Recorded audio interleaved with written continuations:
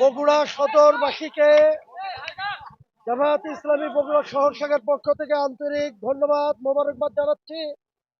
আজকে বগুড়া সদর ৬ আসনে জামায়াত ইসলামী বাংলাদেশের পক্ষ থেকে দাঁড়িপাল্লা প্রতীকে আমি মনোনয়নপত্র জমা দিলাম মাননীয় জেলা প্রশাসক সমীপে।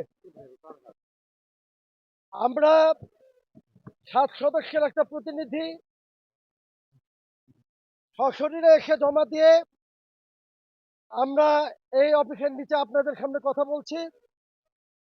আমি প্রথমেই অনুরোধ করব যে আগামী জাতীয় সংসদ নির্বাচন যেহেতু জাতির জন্য অত্যন্ত গুরুত্বপূর্ণ একটা নির্বাচন, এই নির্বাচনকে সুষ্ঠু নিরপেক্ষ নির্বাচন হিসেবে উপহার দেওয়ার জন্য নির্বাচন কমিশন সহ প্রশাসনের সকল কর্মকর্তাগণ অত্যন্ত আন্তরিকতার পরিচয় দেবেন ইনশাআল্লাহ।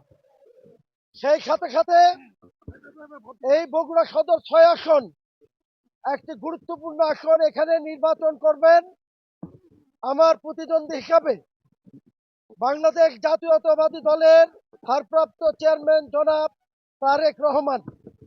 আমি তাকে জামায়াতের পক্ষ থেকে এবং ব্যক্তিগতভাবে আন্তরিক মোবারকবাদ জানাই, শুভেচ্ছা জানাই।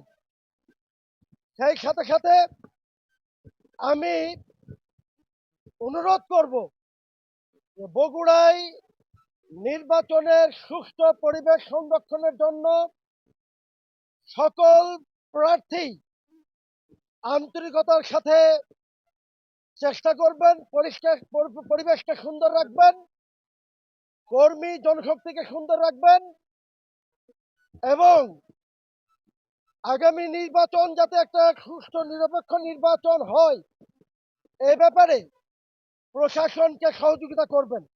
আমি আবারও বগুড়াবাসীকে মোবারকবাদ জানাই। আমার প্রধান প্রতিদ্বন্দ্বী জনাব তারেক রহমানকে স্বাগতম শুভেচ্ছা জানাই। সেই সাথে সাথে বেগম খালেদা জিয়া, 3 বারের প্রধানমন্ত্রী দেশনেত্রী বেগম খালেদা জিয়ার রোগ মুক্তি কামনা করি। আগামী 12 তারিখে জনগণকে ভোট কেন্দ্রে উপস্থিত হয়ে সুষ্ঠু নির্বাচনের জন্য ভোট দেওয়ার আহ্বান জানাই। সেই সাথে সাথে গণভোটের ব্যাপারে জনসচেতনতা তৈরি করে হ্যাঁ বাক্সে হ্যাঁ যাতে আমরা ভোট দিতে পারি এই ব্যাপারে সকলকেই কাজ করার জন্য আহ্বান জানাই। সকলকে ধন্যবাদ। আসসালামু আলাইকুম।